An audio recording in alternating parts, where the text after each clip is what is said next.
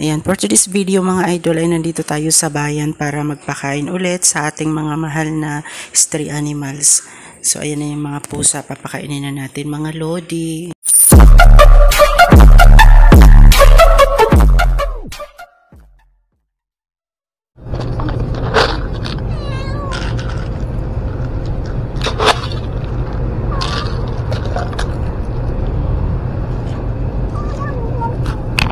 Masarap daw.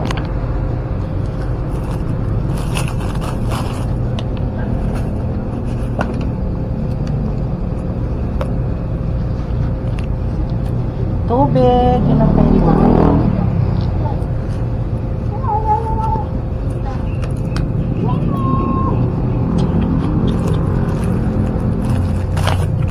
Tingnan natin kung kakain itong aso.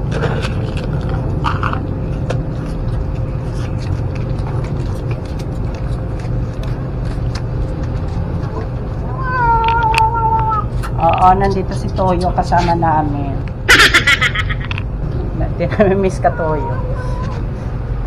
Nandito pala tayo sa labas ng hospital mga idol. So ayan po yung mga mga sinasakyan ng mga may sakit. So ambulance po yung mga nasa harap natin.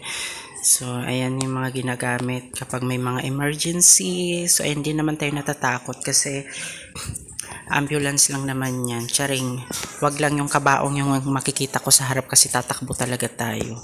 Charot lang. So ayan mga idol, napakain natin yung aso at kumain naman siya ng dog food. Yan natin siya ng tubig. Ayan.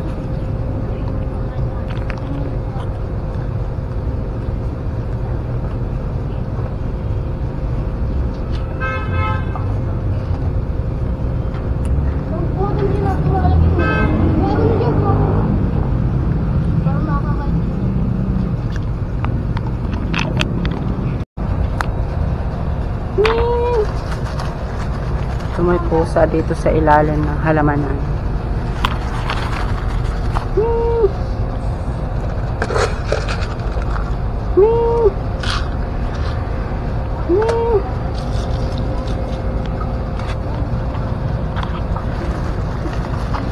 Ayan. Kain na ito, oh.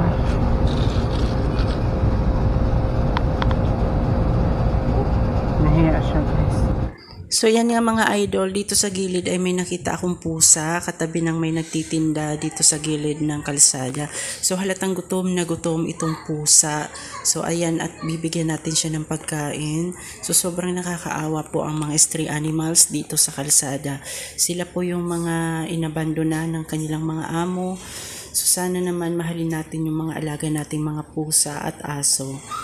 Dahil tulad nila, ay tulad natin, kailangan din nila ng pag-aaruga at pagmamahal. Dapat bigyan natin sila ng magandang pangangalaga. O kung wala man tayong para mag-alaga, at bigyan na lang po natin sila ng pagkain sa daan kapag may mga nakakasalubong tayong mga pusa at aso. Dahil nakakalungkot lang dahil may mga ganito talagang hayop na pag-alagala lang sa kalsada. Walang mga nag-aalaga. So tayo lang din ang magbibigay sa kanila ng pagkain. Kailangan din nila ng pagmamahal bilang alagang hayop mga idol.